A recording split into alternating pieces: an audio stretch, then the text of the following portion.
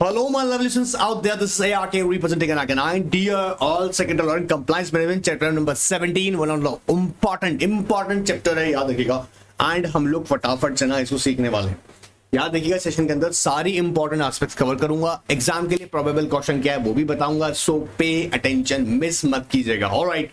And second thing, अभी ना क्या हो रहा है, कुछ स्टूडेंट टेस्ट सीरीज अटैम्प्ट कर रहे हैं ना और फिर पूछ रहे हैं कि सर ये क्वेश्चन कहाँ से दिया. भाई तुम पूरा क्लास देखते हो? अगर पूरा क्लास नहीं देखोगे और जो इंपॉर्टेंट टॉपिक्स में बीच बीच में बता रहा हूँ वो छूट जाएंगे तो अल्टीमेटली फिर एग्जाम में दिक्कत आ सकता है. तो क्लासेस प्रॉपर देखो और क्वेश्चन जो मार्क करवा रहा हूँ उन्हें मार्क करो. ऑलराइट, चलिए स्टार्ट करते हैं. अब चैप्टर नंबर 17 बड़ा सिंपल सा चैप्टर है वैसे तो, और कहा जाए तो पूरी की पूरी बात करने वाला कंपनी सेक्रेटरी इन प्रैक्टिस. जी हाँ, जो पीसीएस हैं हम उनकी बात करने वाले हैं. यहाँ पे पीर रिव्यू क्या होता है, कौन करता है, कैसे किया जाता है, ऑलमोस्ट सारी एस्पेक्ट्स कवर करेंगे. सो याद देखिएगा इस क्लास के अलावा आपको 2 क्लास और दिए जाएंगे जहाँ ये पूरा चैप्टर आपको कंप्लीट हो जाएगा, क्योंकि एक ड्यूरेशन स्पेसिफिक रख रहे हैं ना. ऐसा भी नहीं कि मैं आपको पीर रिव्यू पढ़ा के पूरे दिन में ही. सो याद रखिएगा हम लोग क्लासेस को 3 पार्ट में ब्रेक कर देंगे. चलिए स्टार्ट करते हैं विदाउट वेस्ट टाइम.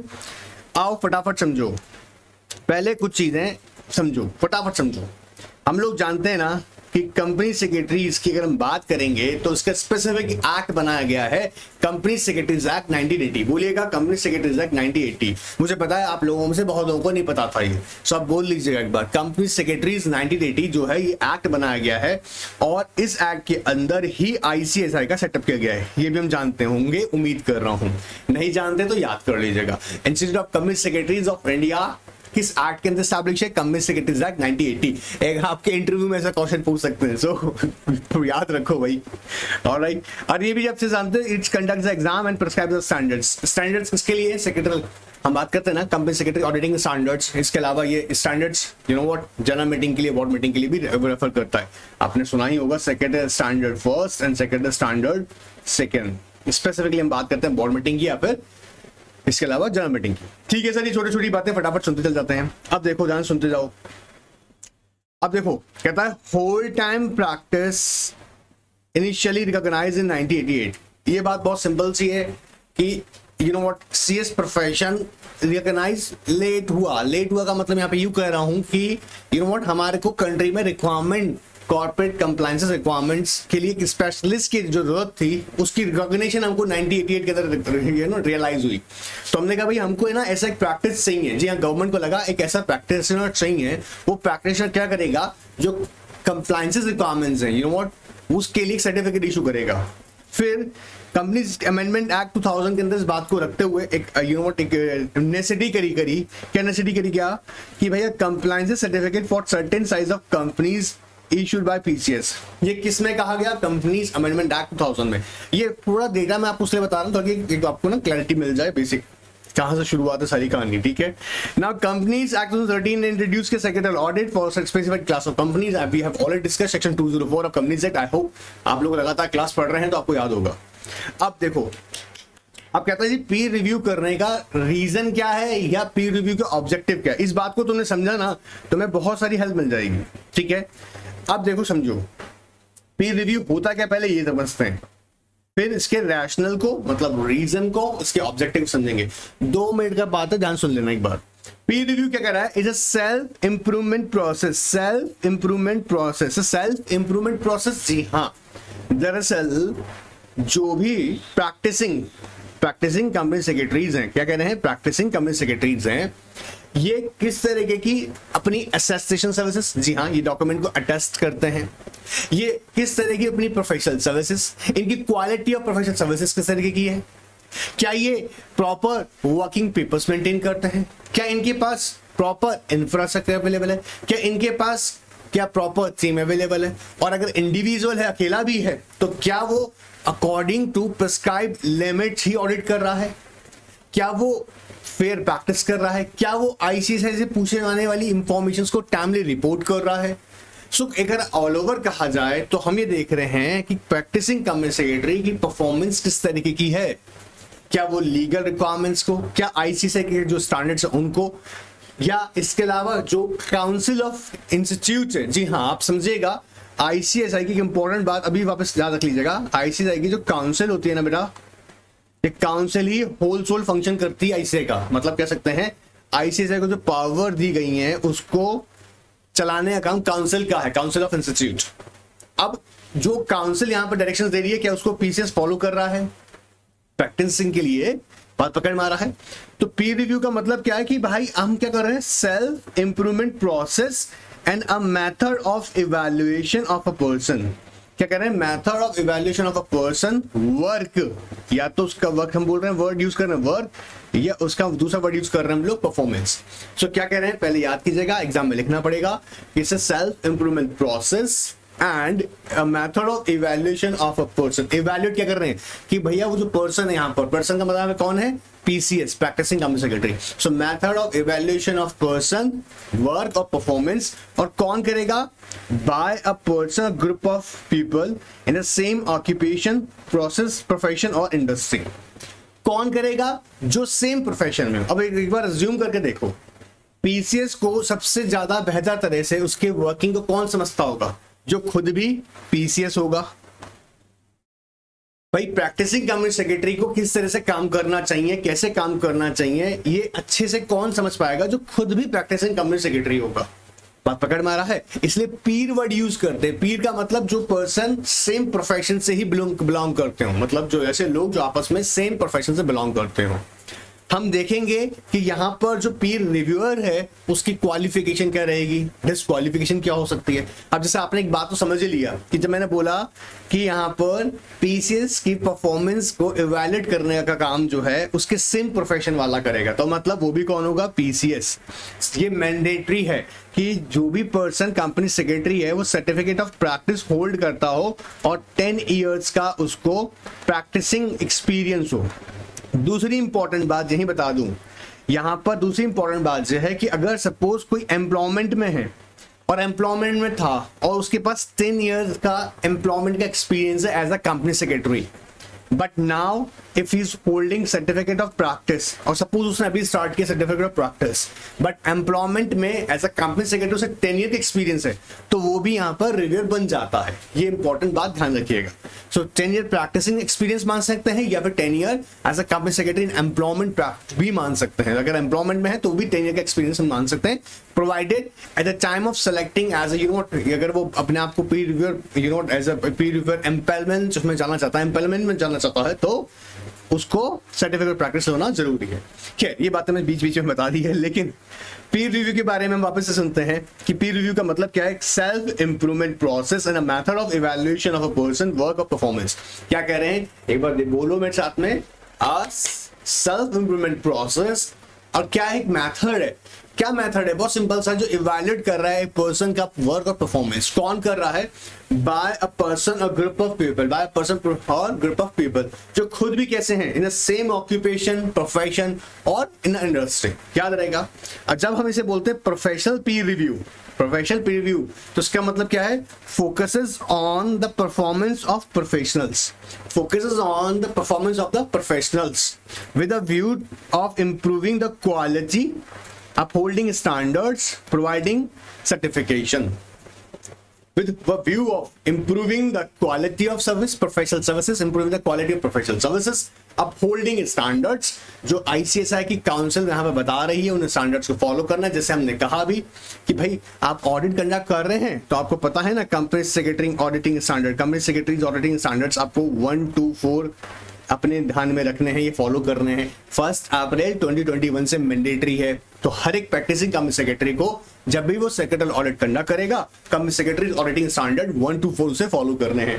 तो ये देखा जाएगा कि अपहोल्डिंग द स्टैंडर्ड्स और प्रोवाइडिंग सर्टिफिकेशन सर्विसेज। याद रहेगा। अब प्रोफेशनल पीर रिव्यू का भी मतलब क्या है कि focuses on the professional performance of professional, बोलो ना, फोकसेस ऑन प्रोफेशनल का जो भी परफॉर्मेंस कर रहा है उसको ऑब्जर्व करना, इसलिए with a view to improve the quality of professional services, upholding standards और प्रोवाइडिंग सर्टिफिकेशंस। याद हुआ सर? ठीक है। अब देखो यहां पर समझो, अगर हम कहें कि हमने देखा इन 1988 कंपनी सेक्रेटरी, जी हाँ, उसके प्रोफेशन को सही मायने में तो 90-80, देखो कंपनी सेक्रेटरीज एक्ट 90-80 इंट्रोड्यूस कर लिया आपने, ठीक है। आप लोगों की नॉलेज में बता दूं, शायद पता भी होगा, ये यू नो व्हाट ऐसा सेक्शन, यू नो आज की डेट में हम लोग सेक्शन 8 कंपनी फॉर्म में बोल रहे हैं, उस टाइम सेक्शन 25 है ना, उस एक तरह से उस फॉर्मेट में बन के आई एनजीओ फॉर्म में, ठीक है। और लेटर ऑन इसमें काफी सारे चेंजेस आए, फिर एक specific act company secretaries act 1980 introduce किया गया। 1988 के अंदर हमने कहा कि भैया हमें ना ऐसा प्रोफेशनल चाहिए जो क्या करेगा, देखो यहाँ पे हाईलाइट कर लेना, अब चाहो तो उसका स्क्रीनशॉट ले लो भाई, है ना, स्क्रीनशॉट ले लो, ठीक है। सो 1988 के अंदर हमने कहा भाई हमें ऐसा प्रोफेशनल चाहिए जो होल टाइम प्रैक्टिस में हो, समझिएगा, होल टाइम प्रैक्टिस में हो और कंपनी के लिए कंप्लायंसेस के लिए स्पेसिफिकली वर्क करे। इन 2000 कंपनीज अमेंडमेंट एक्ट 2000 के अंदर फिर हमने सेक्रेटल ऑडिट रिक्वायरमेंट फाइंड आउट करी भाई कि हाँ गवर्नमेंट को लगा ऐसा होना चाहिए जो यहाँ पर कंपनी में सेक्रेटल ऑडिट करवाई जाए। अच्छा, इसके पीछे बहुत लंबी चौड़ी स्टोरीज हैं, बहुत सारी कहानियां हैं, मतलब यू नो व्हाट, कई करप्ट प्रैक्टिसेस हुई हैं, कॉर्पोरेट स्कैंडल्स हुए हैं, कई सारी चीजें हुई थी, तो ये कहीं ना कहीं रिक्वायरमेंट उसके बाद इसकी नेसेसिटी जनरेट हुई है। एनीवेज फिर हम बात करते हैं रैशनल का मतलब यहाँ पे क्या है, देखो ध्यान से आ जाओ मेरा बच्चा लोग, कहता है rational for a Pir review. अगर हम कहें रीजनिंग लॉजिक क्या है जी, कहता है to enhance the level of excellence in the profession of CS, जरूरी है ना, कहता क्या, to enhance the level of excellence, excellence नहीं है रे, कह रहा है to enhance the level of excellence in the profession of CS the council of ICS has decided, क्या कह रहा है, council of institute has decided introduce peer review for PCS. और मैं बता दूं पहले तो इसे ना फेजेस में, डिफरेंट फेजेस, मतलब यू नो 18 से स्टार्ट किया, फिर यू नो 19, फिर 20, अलग अलग गाइडेंस दिए थे। आज ये कह दिया गया है साफ साफ, जी हाँ 1 अप्रैल 2023 से कि जिन पीसीएस ने, जी हाँ प्रैक्टिसिंग कंपनी सेक्रेटरीज, अब हम यहाँ पर प्रैक्टिसिंग कंपनी सेक्रेटरीज को प्रैक्टिस यूनिट बोलेंगे थ्रू आउट द चैप्टर, क्या बोलेंगे, प्रैक्टिस यूनिट।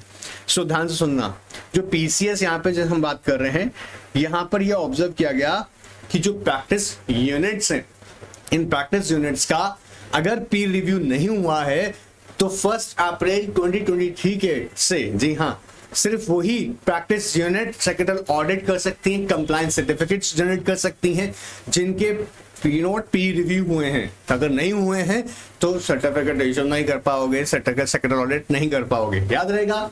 सो अभी हमको इतना याद रखना है अच्छे से।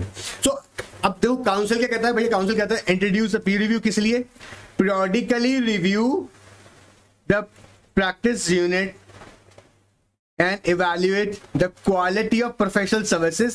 बात याद रखना, काम आने वाला है।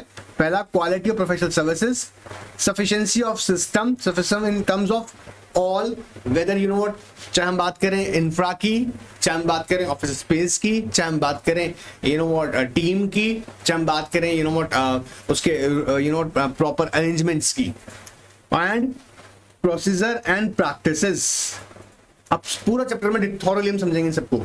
तो यहाँ पे क्या कहा, रीजन क्या था, रीजन ये था कि जो प्रैक्टिस यूनिट्स हैं, या हम बोलेंगे उन प्रैक्टिस यूनिट्स की में जो प्रोफेशनल्स हैं, जी हाँ प्रोफेशनल्स के, हम क्वालिटी ऑफ प्रोफेशनल सर्विसेज को एवेल्युएट करें, हम system sufficiency of system check करें उन फर्म्स का, प्लस साथ साथ में हम देखें उनके प्रैक्टिसेस एंड प्रोसीजर्स, किस तरह की प्रैक्टिस कर रही है, क्या ये firms you know what fraud को यू नो सब फ्रॉड में इन्वॉल्व होती हैं, या क्या ये आईसीए के स्टैंडर्ड्स को जो बताया गया कंपनी सेक्रेटरीज ऑडिटिंग स्टैंडर्ड्स उन्हें फॉलो करती नहीं करती, इसे थॉरली यहाँ पर पीर रिव्यू के थ्रू चेक किया जाएगा। कौन करेगा, रिव्यूअर। रिव्यूअर कौन होगा, अपनी सेम प्रोफेशन का होगा। सर इससे तो घपलाबाजी हो जाएगी, नहीं बेटा ऐसा नहीं होने देंगे, बताएंगे भी पूरा प्रोसेस में, घपला नहीं होने देंगे। ऑलराइट, सो अभी एक ना आप लोग अगर चाहें, चाहना तो पड़ेगा आपको, अगर आप चाहेंगे नहीं तो फिर दिक्कत आएगी, इसका स्क्रीनशॉट ले लीजिएगा फटाफट से, इसका स्क्रीनशॉट ले लीजिएगा, ठीक है। किसी को लग रहा है पॉज करके पीछे करके देख लीजिएगा,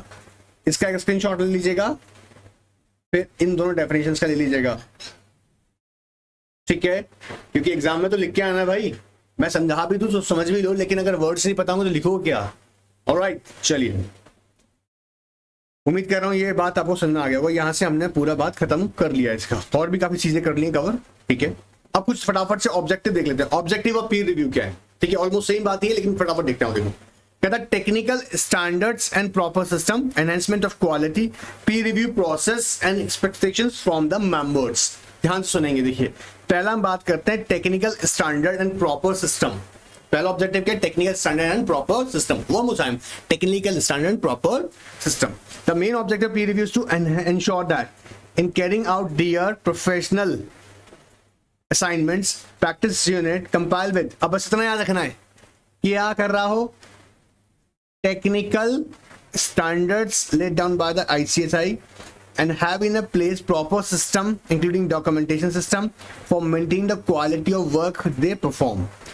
क्या कहना है? Technical standard proper system. Technical standards का मतलब क्या है? जहां पर जो आईसीएसआई की काउंसिल टाइम टू टाइम क्या कहती है, भैया ये ऑडिटिंग स्टैंडर्ड्स फॉलो करो, ये ऑडिटिंग स्टैंडर्ड्स फॉलो करो, तो ये इंश्योर करेंगे कि प्रैक्टिसिंग यूनिट जो है eight the time of conducting audit क्या कर रही है? उन टेक्निकल स्टैंडर्ड्स को फॉलो कर रही है. कौन? Practice unit. दूसरी इंपॉर्टेंट बात यहां पर यह भी कहता है कि भाई आपके पास प्रॉपर सिस्टम होना चाहिए, जिसमें मैंने कहा प्रॉपर इंफ्रा होना चाहिए, जिसमें इंक्लूडिंग वो कह रहा है डॉक्यूमेंटेशन आपने प्रॉपरली मेंटेन किया हुआ हो. इतना याद रहेगा, जो बेसिकली क्या बताएगा? आपकी क्वालिटी ऑफ वर्क. फिर आता है enhancement of quality. Peer reviews directed towards maintenance. Highlight कर लेना, देखो, maintenance as well as enhancement of quality of attestation. दो इंपॉर्टेंट चीज, असिस्टेशन एंड ऑडिट सर्विसेज. पहला याद करेंगे क्या इसका मेन पर्पस क्या? Enhancement of quality. क्वालिटी किस चीज की भाई? असिस्टेशन एंड ऑडिट. ये असिस्टेशन सर्विसेज जो देते हैं प्लस ऑडिट सर्विस जो देते हैं, वो उसमें quality improve has to provide guidance to the members to improve their performance and adhere to various statutory and other regulatory requirements, especially through a review of attestation and audit service engagements records. Peer review identifies the area where the practicing member are required to guidance in improving the quality of his or performance, address to the various requirements as applicable technical standards. देखिए समझते मैं एक example समझाता हूँ, उसको आपको समझिए. देखिए क्या होता है, अटेस्टेशन के लिए कोई डॉक्यूमेंट आया. अब अटेस्टेशन करते वक्त आप समझिएगा, आपको अथॉरिटी दी गई है, मतलब आपके प्रोफेशन में पावर है कि भाई वो किसी डॉक्यूमेंट को अगर अटेस्टेड कर रहा है तो वो कहीं ना कहीं ऑथेंटिकेटेड बन जाता है. लेकिन अब अज्यूम करिएगा, ठीक है, जैसे आपने देखा होगा ना कि CSET की अगर मार्कशीट सबमिट कर रहे होते हैं और आप अपनी 12th का मार्कशीट सबमिट कर रहे होते हैं तो एग्जीक्यूटिव रजिस्ट्रेशन के लिए, तो उसमें आपको कहते हैं अटेस्ट करा के लेके आइएगा. अब PCS से अगर आपने अटेस्ट करवाया तो वैलिड है, तो आपको इतनी अथॉरिटी दी गई है कि आप डॉक्यूमेंट आप जिस पे आप अटेस्ट कर रहे हैं वो ऑथराइज्ड डॉक्यूमेंट बन जाता है. ये तो मैंने एग्जांपल दिया बच्चों को समझाने के पर्सपेक्टिव से, ठीक है. ऐसे बहुत सारे एग्जांपल्स हैं जहां पर प्रैक्टिसिंग कंपनी सेक्रेटरी अटेस्टेशन का सर्विस देता है. अब अटेस्टेशन करते वक्त उसका ड्यूटी क्या बनता है कि वो चेक करे, वेरीफाई करे डॉक्यूमेंट्स को, कि जो वो डॉक्यूमेंट अटेस्ट कर रहा है अदर डॉक्यूमेंट से मिला के कि वो वैलिड है नहीं है. बात पकड़ में आ रहा है. अब मान लीजिएगा एक कंपनी सेक्रेटरी इन प्रैक्टिस है, वो कैजुअली अटेस्टेशन करता है. पीर रिव्यू किया गया, पीर रिव्यू में देखा गया भैया आप कैजुअली ना करें, आपके लिए खतरा हो सकता है. तो जो पीर रिव्यूअर है उसे क्या करेगा? सजेशंस देगा, गाइडेंस देगा. याद रहेगा. तो पहला हमने क्या देखा था? टेक्निकल स्टैंडर्ड्स हमने बात करी थी, ठीक है, एंड प्रॉपर सिस्टम. दूसरे में हमने कहा एनहेंसमेंट ऑफ क्वालिटी. क्वालिटी पे हमारा फोकस दो जगह रहेगा, attestation services and audit services. फिर आता peer review process and expectation from the members. These guidelines provide a framework to peer review process and expectation from the member during the process of peer review. कि भाई cooperate करे, confidential रखे information, कोई सारी चीजें हम लोग कभी डिस्कस करेंगे, ठीक है ना. पीर रिव्यू की डेफिनेशन अभी मैंने आपको यहाँ बता दिया है. आई होप आपने इसको समझा है, उसका स्क्रीनशॉट ले लिया होगा आपकी कन्वीनियंस के लिए. इसके अलावा हमने पीर रिव्यू का हम बात करें, पीर रिव्यू फॉर कंपनी सेक्रेटरीज, और एक बार रीड करवाते हैं फटाफट से. वैसे दोनों के लिए बेनिफिशियल होता है, रिव्यूअर के लिए भी, जो रिव्यूअर है उसके लिए भी, और जो यूनिट है उसके लिए भी. Alright, let's understand. Peer review templates examination of system and approach of practice unit. बोलो क्या चीज पे एग्जामिन कर रहा है? Examination of system and approach, system and approach of practice unit by another member of the institute. क्या कह रहा है? Examination of system and approach. बोलो ना, examination system and approach of practice unit. किस चीज की कह रहा है? Examination of what? System and approach of practice unit by another member of the institute with the objective of identifying the areas where the member may require guidance in improving the quality of his profession, performance and adherence to the requirement of various technical standards. जैसे मान लीजिएगा कहा गया है कि आप proper working paper maintain करेंगे, proper working maintain करेंगे। कौन? पीसीएस को बोला गया तुम भाई प्रॉपर अपनी वर्किंग के पेपर मेंटेन करो। अब वो प्रॉपर वर्किंग पेपर मेंटेन नहीं किए जा रहे हैं, जैसे फाइल्स मेंटेन नहीं की गई हैं, ठीक है, या फाइल्स का कोई बैकअप रेडी नहीं किया गया है, या कोई भी एसेस कर लेता है उन फाइल्स को, ये उसकी नॉलेज में आया, तो ऐसे में वो क्या सजेस्ट करेगा कि भैया नहीं, इससे आपकी परफॉर्मेंस ऑफ सर्विस खराब होगी, तो आपको यहां पर ध्यान रखना चाहिए। ठीक है, याद रहेगा? ठीक है सर। अब देखो आगे, good practice is valued and mutual learning is encourage in a dynamic and motivating process from which both the practice unit and reviewer get benefited. Of course क्योंकि दोनों सेम प्रोफेशंस है ना, दोनों दूसरे सीखते भी तो हैं, लर्निंग तो इंप्रूव हो गई होगा ना, बहुत लॉजिकल बात है। रैशनल हमने भी डिस्कस कर लिया है, रैशनल भी मैंने आपको जैसे यहाँ बताया, ये हमने रैशनल डिस्कस किया था यहाँ पर, उम्मीद कर रहा हूँ क्या है आप लोगों ने, ठीक है। फिर हमने यहाँ ऑब्जेक्टिव भी, ऑब्जेक्टिव सेम है, कोई कंफ्यूज मत हो जाना, तुम रीड करना एक बार, ये वाला जो टॉपिक समझाया है इसके बाद में पूरा समझने के बाद में रीड करना, वही सेम कॉन्सेप्ट आ रहा है। मैं अभी आपको लेके आ रहा हूँ एक इंपॉर्टेंट क्वेश्चन की तरफ, बन सकता है एग्जाम के लिए अच्छा क्वेश्चन है कि बेनिफिट्स ऑफ पीर रिव्यू, क्या बेनिफिट्स होंगे। आइए एक एक पॉइंट्स को पकड़ के इनका पोस्टमार्टम करते हैं। आइए, बेनिफिट्स क्या क्या मिलने वाले हैं, क्योंकि बिना बेनिफिट्स के पीर रिव्यू कराएगा कौन। आइए, एग्जामिनर पूछ सकते हैं क्वेश्चन, इसको हल्के में ना ले जाइएगा। देखिए आइए, a successful peer review will provide a comfort to the practice unit that it adhere to various statutory, documentary and other regulatory requirements. So क्या कह रहा है, successful peer review will provide comfort to practice unit that it has, कि भैया क्या कर रहा है, किस बात का कंफर्ट दे रहा है, कंफर्ट किस बात का दे रहा है कि भैया ये जो प्रैक्टिस यूनिट है ये properly statutory, documentary and regulatory requirements को फुलफिल कर रहा है। तीन खास बातें याद रहेंगी हमको। स्टैट्यूटरी जो कि लॉफुल है, भैया माननी पड़ेगी, कानून में लिखा है, कंपनीज एक्ट में बोला हुआ है कि भैया अपनी फॉर्मेट में आपको MR3 में अगर फॉर्मेट बताया गया तो MR3 के अंदर आपको देना है, कैसे कब तक सबमिट कर देनी है बताया, तो लॉ की रिकॉर्ड माननी है। इधर कंपनी सेक्रेटरी ऑडिटिंग स्टैंडर्ड्स का कुछ कह रहा है तो भैया उसको भी सुनना पड़ेगा। फिर कहता है डॉक्यूमेंट्री, मतलब उसका वर्क ना कैसा होना चाहिए, डॉक्यूमेंटेड, ठीक है, एंड रेगुलेटरी रिक्वायरमेंट। अब रेगुलेटरी में हमारा स्पेसिफिकली कौन आ गया इस प्रोफेशन को रेगुलेट करने वाला, ICSI स्पेसिफिकली, ठीक है, प्लस यहां बोलेंगे MCA, क्योंकि ICA किसके अंडर आ रहा है रे, रिपोर्टिंग कर रहे हैं, MCA याद रहेगा, सिंपल बात एकदम, बात क्लियर एकदम। तो क्या कह रहा है, किस बात का कंफर्ट देता है प्रैक्टिस यूनिट को कि भैया ये क्या कर रही है, वेरियस स्टैट्यूटरी, डॉक्यूमेंट्री, अबाश और रेगुलेटरी रिक्वायरमेंट्स फुलफिल कर रही है, पहली बात याद रखेंगे।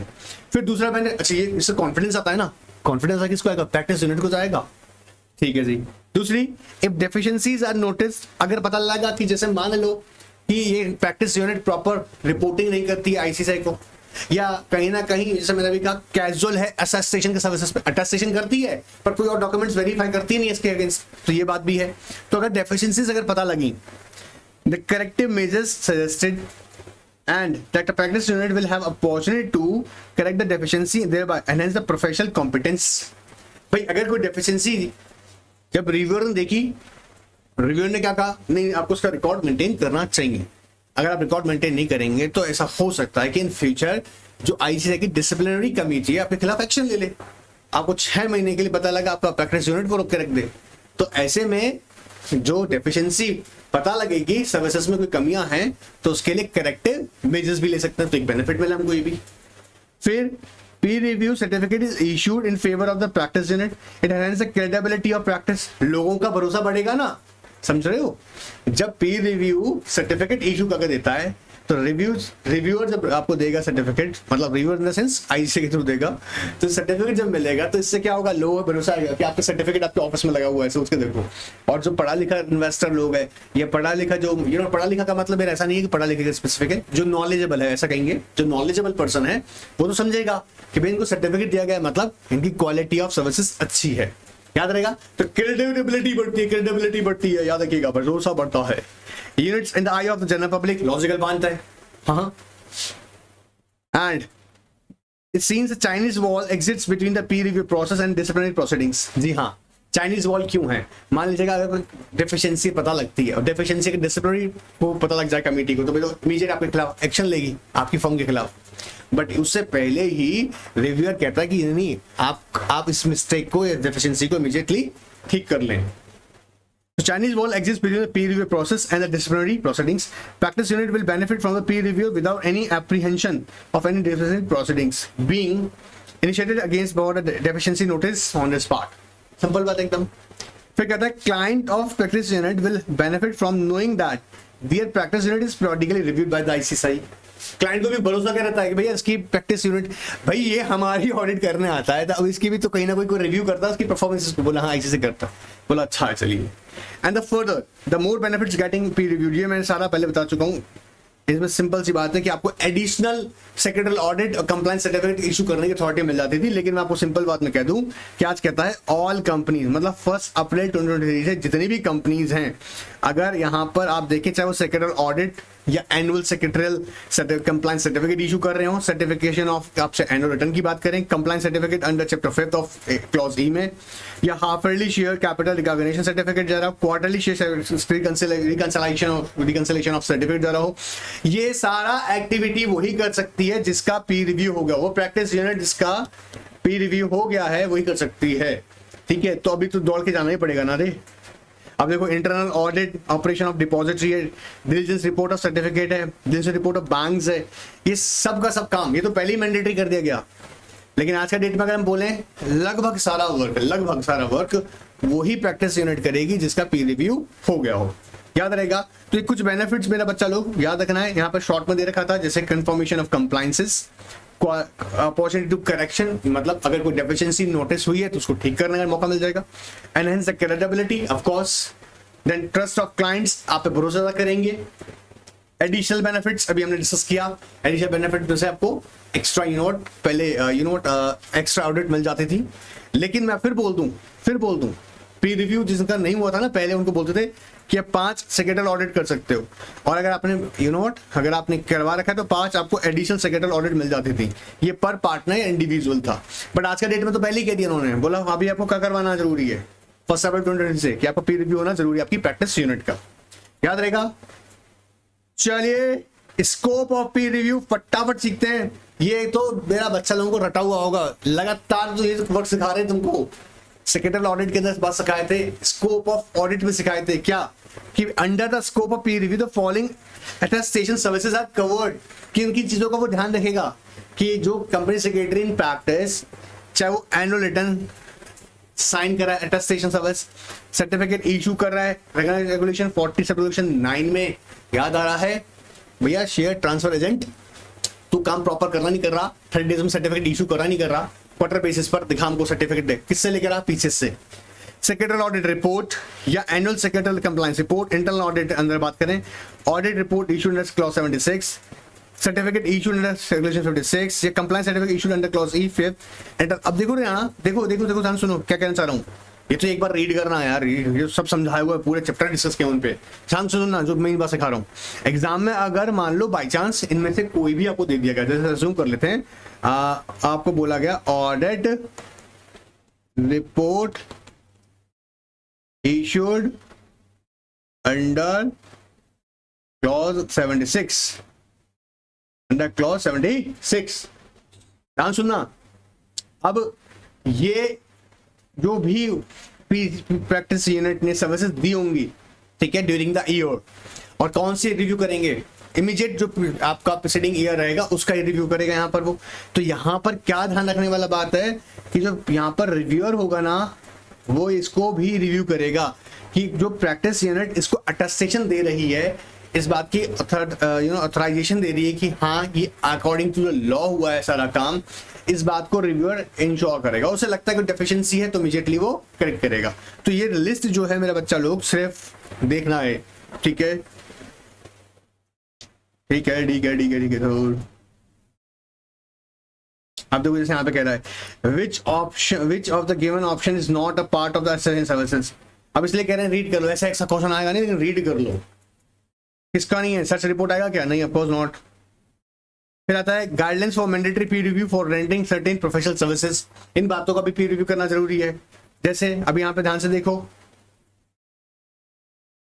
अब यहाँ पर इसलिए मैं तुमको ध्यान लेके गया. देखो यहाँ पे कह रहा है साफ साफ secretary audit of all companies to be undertaken only by the peer review firms. ये तो ड्यूरेशन दे रखा था पहले, अब उस सबको हटा दिया. मतलब आज की डेट में हम बात करें तो मैंडेटरी है आपका पीर रिव्यू करवाना, ठीक है। और बैंक्स वगैरह के लिए या हम बात करेंगे इंटरनल ऑडिट ऑपरेशंस के लिए तो पहले ही मैंडेटरी कर दिया कि जिनका पीर रिव्यू है वही कर सकती हैं, ठीक है। आइए चलिए क्वालिफिकेशन, अब आपका सपना है कि आपको अगर रिव्यू बनना है तो आइए बनवा देते हैं आपको। आइए देखिए, to be empanelled as a peer reviewer, individual qualification, be a member of, and of course be a member किसका, आईसीएसआई का, मेंबर ऑफ पार्लियामेंट नहीं, member of ICSI with at least 10 year experience, post qualification experience, ठीक है। फिर आगे बोला we currently holding a practice. अब देखो यहाँ पे दो इंपॉर्टेंट बात मैंने आपको बताई थी। पहला, 10 ईयर का एक्सपीरियंस है तो आपको प्रैक्टिसिंग हो, या अगर प्रैक्टिसिंग नहीं है एम्प्लॉयमेंट में भी, अगर आपको कंपनी सेक्रेटरी के एम्प्लॉयमेंट का भी पोस्ट क्वालिफिकेशन एक्सपीरियंस बोल रहे हैं, ऐसे कंपनी सेक्रेटरी आपने 10 साल जॉब किया हुआ है तो आपका वो भी एक्सपीरियंस काउंट हो जाएगा, प्रोवाइडेड जब आप अपनी एप्लीकेशन एम्पैनलमेंट में भेज रहे हैं, एम्पैनलमेंट में भेज रहे हैं ना, तो उस दिन आपके पास सर्टिफिकेट ऑफ प्रैक्टिस होना चाहिए, सीओपी आपके पास होना चाहिए। ऑलराइट, फर्दर टू बी, अब डिस्क्वालिफिकेशन क्या होंगी, कहता है disciplinary action proceedings pending against him during the past 3 year.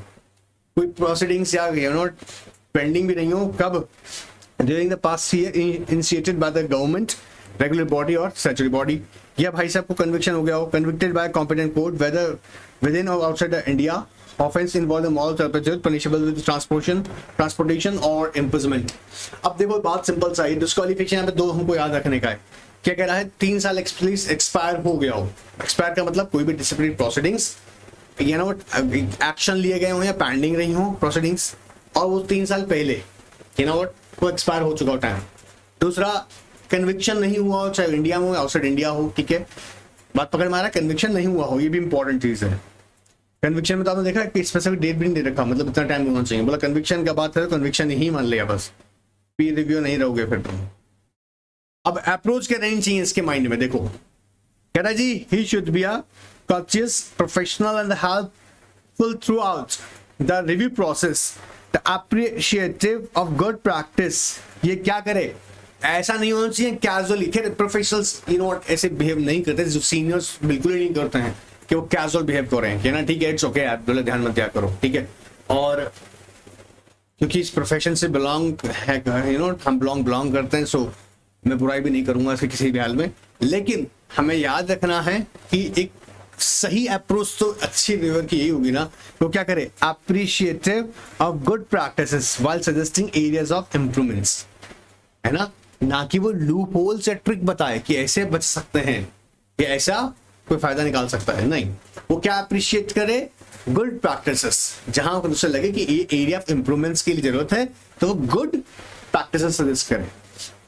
Adopt a collaborative approach with the practice unit during the review process and should ensure minimum disruption to practice unit during the peer review। जी हाँ, अब ये नहीं है, देखिए minimum disruption का मतलब, इसके लिए मैं बताऊंगा आपको ना कि पहले ही जैसे ही यहाँ पर जो वर्क परफॉर्म हो रहा है, देखिए प्रैक्टिसिंग यूनिट में जो काम किया जा रहा है, जो ऑलरेडी उसका डेली वर्किंग जो चल रहा है, वो डिस्टर्बेंस है ना कम होना चाहिए, इस तरह की कोशिश हो, ठीक है, याद रहेगा, कोलैबोरेटिव अप्रोच होनी चाहिए, ठीक है जी सर। अब इसको चाहो तो आप ऐसे आ सकते हैं, कैसे होना चाहिए, courteous, professional and the helpful through the review. दूसरा, appreciative of good practices, appreciative of good practices. दूसरा, तीसरा, collaborative approach. Next, able to provide practical and insightful comments in a discussion with the peer review during the review process. Provide practical and insightful comments. Insightful comment, deep comments होने चाहिए. And try and give full value addition to the practice units, not merely adopt a tick box approach. Clear? And remind the issues which are subjective. The purpose is not to replace the practice unit opinion with the opinion of the reviewer, but to verify the process of followed in exercise of the judgment by the practice unit. याद रखिएगा, यहाँ पर ये नहीं है कि आप opinion different करने के पर्सपेक्टिव से काम कर रहे हैं, यू नो, लेकिन यहाँ पे जो वर्ड यूज कर रहे हैं ना, verify the process followed in the exercise of the judgement of the practice unit, वो काम है उसका रिव्यूअर का, कि ये ओपिनियन जैसे एज्यूम कर लेने एक बार के लिए कि जो भी अपने क्लाइंट्स के लिए ओपिनियन ड्रॉ करता है उसके लिए क्या क्या फैक्टर्स को कंसिडर करता है, तो उसको ये देखे कि वो किस तरह से एग्जामिन करता है, याद रहेगा। तो ये अप्रोच का मतलब ये माइंड सेट होना चाहिए किसका, रिव्यूअर का। एक्सपेक्टेड क्वालिटीज ऑफ रिव्यूअर, क्या क्या क्वालिटीज हो, हाउ, फटाफट देखते हैं, कहते हैं well acquainted with the technical aspects of the attendance services, उसको खुद को भी तो पता होना चाहिए ना, ये भी तो जरूरी है। एक्वेंटेड मतलब having a good knowledge of knowledge of what, technical attestation, attestation के बारे में उसे अच्छा नॉलेज पता हो। Know the provision of the code of conduct of ICSI, alright, कुछ बच्चा लोग पढ़ता ही नहीं है उसको, इवन ट्रेनिंग भी नहीं पढ़ते हैं। Have studied various cases decided on the code of conduct of ICSI, plus get himself herself acquainted with the decision of various courts on cases relating to deficiency in services। चार बातें याद रहेगा, क्या क्या एक्सपेक्टेड क्वालिटीज मानते हैं कि भैया उसमें पीर रिव्यू में होना चाहिए। पहला तो उनका well acquainted with the technical aspects of attestation services, technical aspect of attestation, बोलो नहीं, technical aspects of attestation services. Alright sir, दूसरा यू नो अच्छे से उस प्रोविजन उसने रेडी किए हो किसके, code of conduct of ICSI के लिए। प्लस कोई भी अगर डिसाइडेड केसेस रहे हैं जो काउंसिल ने जजमेंट दिए हैं, मतलब यू नो कोई डिसिप्लिनरी एक्शन लिया, उसके बारे में पता होना चाहिए। ऑलराइट, या कोर्ट ने अगर डेफिशिएंट सर्विसेज के लिए जजमेंट दिए उसकी नॉलेज उसको होनी चाहिए। Be aware of relevant provision of commissioner secretaries act 1980, consumer protection act and Indian evidence act, of course evidence act and IPC and other जो भी रिलेवेंट लॉज है उसकी नॉलेज को अच्छे से होनी चाहिए। Have studied in technical standards like secretary standards, guidelines, notes, notification guidelines issued by the councils. We are about evolving standards. Evolving मतलब जो develop हो रहे हैं standards उसके बारे में पता होना चाहिए, back person field. Be good at drafting written and spoken English. Display professional and courteous behavior while on the peer review units. Understand his limitations. Be clear about what is outside the scope of the peer review. So these are some expectations कह सकते हैं कि अभी इतनी quality हम लोग expect करते हैं पीर रिव्यूज। ऑलराइट, अभी आगे चलते हैं, बहुत चीजें सीखनी है। तो peer review process, peer review process पे क्वेश्चन आ सकती है। देखिए, once a practice unit selected for review, professional services rendered by it during the immediately preceding financial year shall be subject to review. कौन सा? Immediate preceding financial service. Immediate preceding financial में जो भी उसे सर्विसेज दी हैं उन्हें review किया जाएगा। अब देखो ध्यान से, किन चीजों पर फोकस रखेंगे, देखो focus on compliance with technical standards, ये देखा जाएगा कि उसने क्या टेक्निकल स्टैंडर्ड्स उस प्रैक्टिस यूनिट ने फॉलो किए थे अपनी इमीडिएट वर्किंग में। Quality of reporting, office system and procedure with regard to compliance of services including appropriate infrastructure, मतलब प्रॉपर मेंटेन की जा रही फाइल प्रॉपर होनी चाहिए, है ना, प्रॉपर यू नो हम कहेंगे सही तरीके से, ताकि सही और अच्छा इंफ्रास्ट्रक्चर, सही अच्छा इंफ्रास्ट्रक्चर का मतलब क्या है कि चीजें मैनेज्ड हो, ठीक है, प्रॉपर्ली मैनेज्ड हो। ऐसा नहीं लगे कि आप उसके ऑफिस में पहुंचे ना तो आप किसी ऐसे सरकारी डिपार्टमेंट में आ गए जो यू नो व्हाट, समझ में आ रहा है ना, पेपर कहीं फैला है, फाइल कहीं गई हुई है, ढूंढने का बोला कि अच्छा, बोला इससे पहले वाला क्लाइंट का आपने ऑडिट किया था, बोला उसके डॉक्यूमेंट, बोला ढूंढते हैं, बंडल उठा रहे हैं, चेक कर रहे हैं, फेंक रहे हैं, कोई प्रॉपर तरीका ही नहीं मेंटेन किया हुआ है। ऑलराइट, तो ये जरूरी है, इतना बात भी नोट होता है, याद रखिएगा।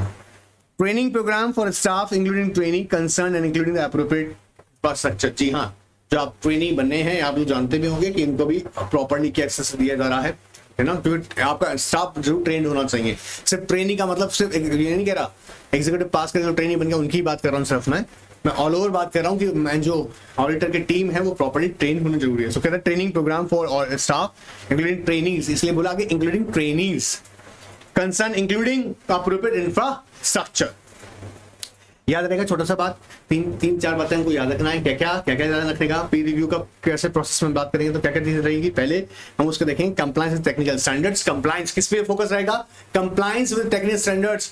क्या देख रहे हैं सर भैया, इमीडिएट प्रीसीडिंग फाइनेंशियल ईयर में जो उसने वर्क किया है ना, हम वो देखना चाहते हैं कि उसने वहां पर टेक्निकल स्टैंडर्ड्स फॉलो किए नहीं किए। So compliance with technical standards. दूसरा बोलो क्वालिटी ऑफ रिपोर्टिंग। तीसरा office system and process with regard to the compliance of service including appropriate infrastructure, plus उसके बाद training programme for staff including trainings, concern including appropriate infrastructure।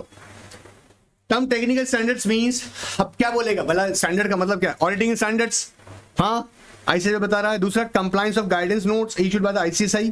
इसके अलावा तीसरा compliance of various provision of the law, limited statutes and regulation which are applicable to context of specific engagement.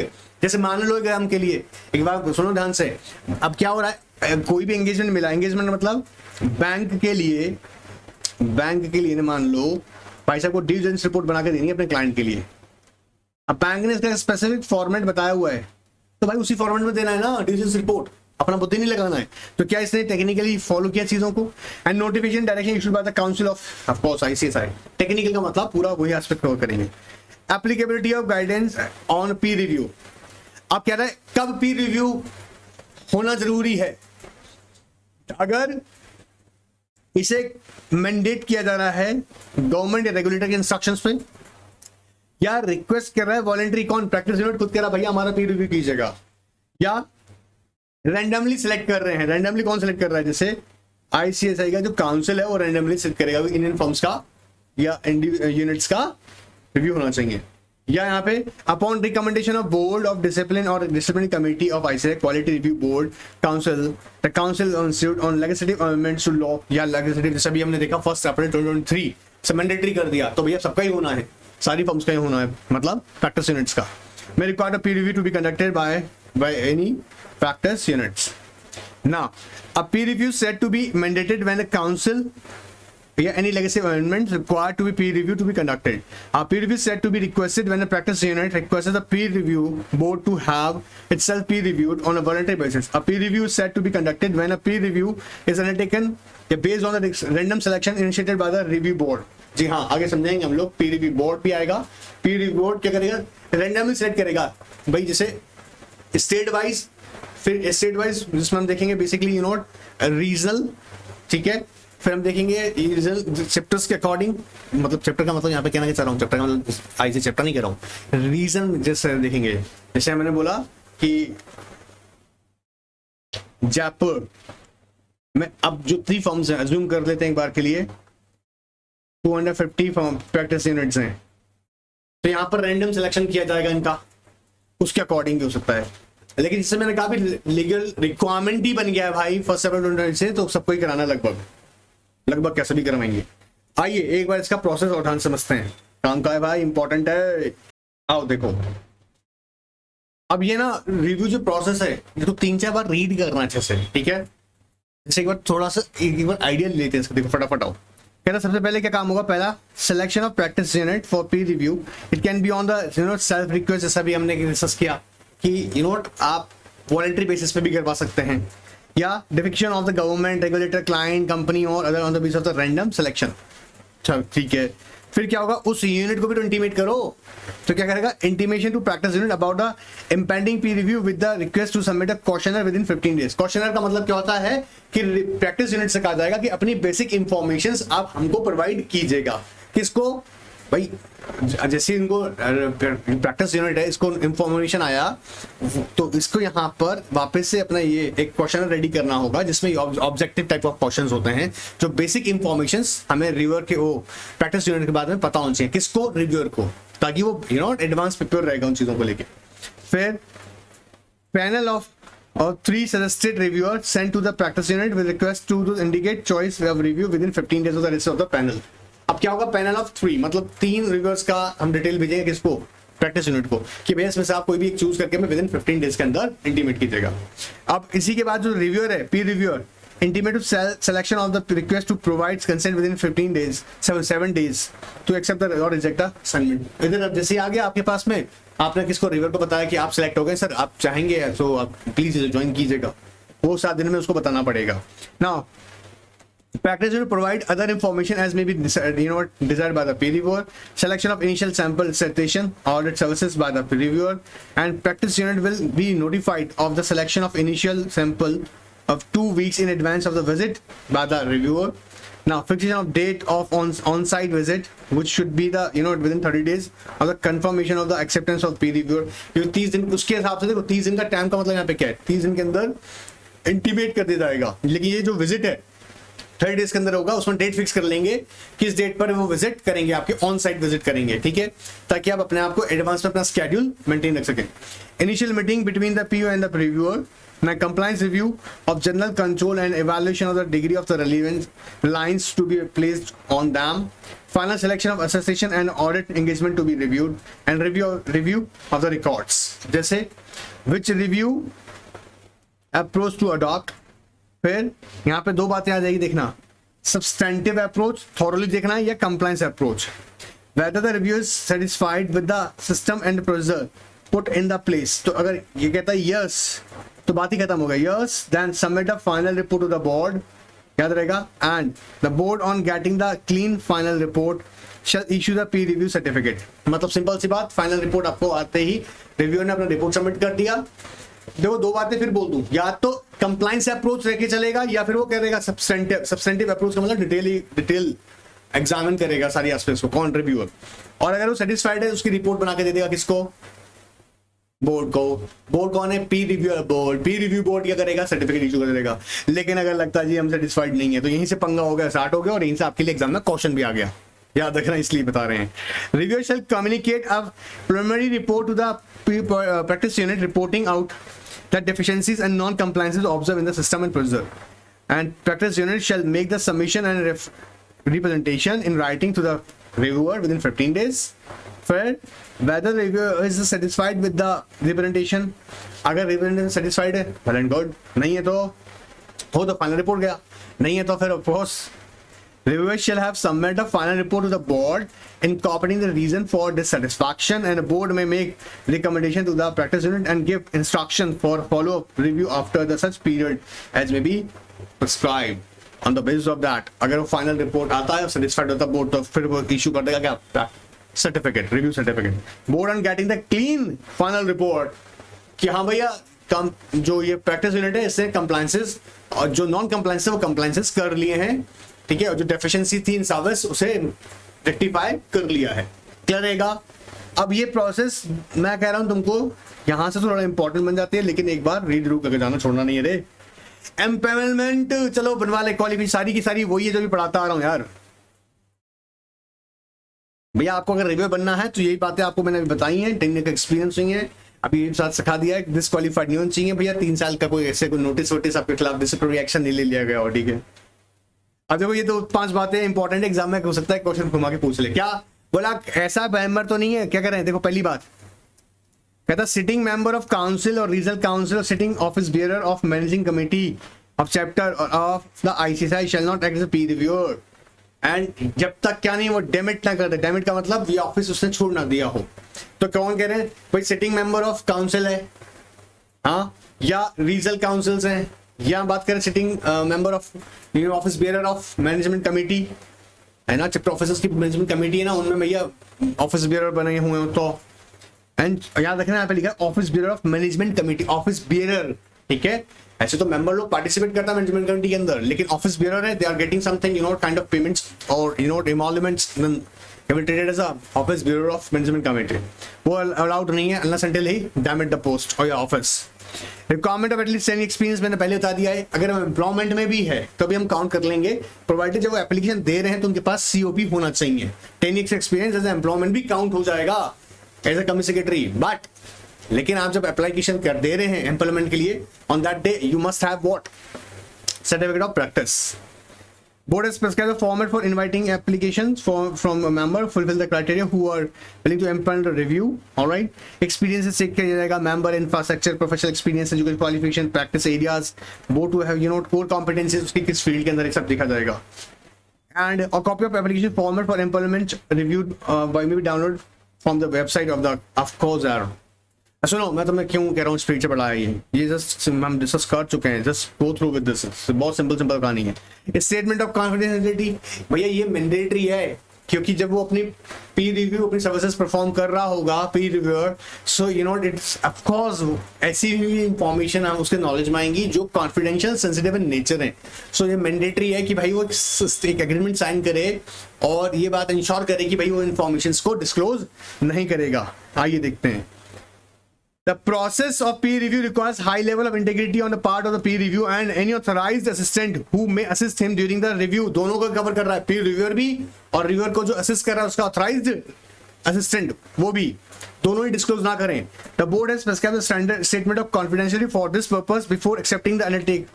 A peer review, the reviewer and any other authorized assistant who may assist in peer review are required to sign this statement of confidentiality and send the same to the peer review board. याद रहेगा उसमें क्या क्या बातें आएंगी, देखो ध्यान से। Those the person subject to the secrecy of provision shall at any time after the appointment preserve and aid in preserving secrecy with regard to the any matter coming to their knowledge in the performance or in assisting in the performance of any function directly or indirectly related to the process or conduct of the peer review। कोई भी ऐसी information आएगा उसको आपको disclose नहीं करना है। shall not at any time communicate the matters of any other person or shall not at any time permit any other person to have the access to the record documents and other material if any, if it's in the position of or under the control of by virtue of their being of having been so appointed or their having perform or having assisted to any other person in the performing of such functions। जैसे आप पीर review कर रहे हो, आप reviewer हो, ठीक है, आपको दूसरी फॉर्म का भी रिव्यू कर रहे हो, बट ये इंफॉर्मेशन जो आपकी फर्स्ट प्रैक्टिस यूनिट से जो आपको पता लगी है वो आप किसी और के साथ भी शेयर ना करें या किसी और को असेस ना करें जो ऑथराइज नहीं है। Now non compliance with the secrecy of provision above clause shall amount to professional misconduct defined section 22 of commission 1930 and a statement of confidence shall be filed in by the person who are responsible for the conduct of peer review and reviewer members of the board of other process exam। So in simple words, just simply you just read it। Statement of confidentiality मैं उम्मीद कर रहा हूँ तुम्हें समझ में आ रही है बात। मेनली जो है ना, मैंने कहा जैसे एक तो इंपॉर्टेंट क्वेश्चन एम्प्लॉयमेंट बन सकता है, एक क्वेश्चन प्रोसेस पे भी आ सकता है, प्रोबेबल है, ठीक है। एक आपसे यह भी पूछ सकता है सिर्फ इतना ही एरिया जिसमें पूछ सकता है आपसे जो एक उसका जनरल प्रोसेस आपको बताने के लिए कह सकता है। और एक मैंने आपको जैसे अभी ऊपर बताया था ये बेनिफिट्स हैं, ये इंपॉर्टेंट है भाई, ठीक है। बाकी इसको जो मैंने लिखवाया यहाँ पर इसको जरूर नोट कर लिया होगा आपने, उम्मीद कर रहा हूँ, ठीक है। एंड इसके बाद अब आप याद रखिएगा आपका नेक्स्ट क्लास जो है उसके लिए रेडी रहिएगा और पोस्टमार्टम कर देंगे चैप्टर का हम लोग। ऑलराइट, टेस्ट मिस मत कीजिएगा। Goodbye, take care.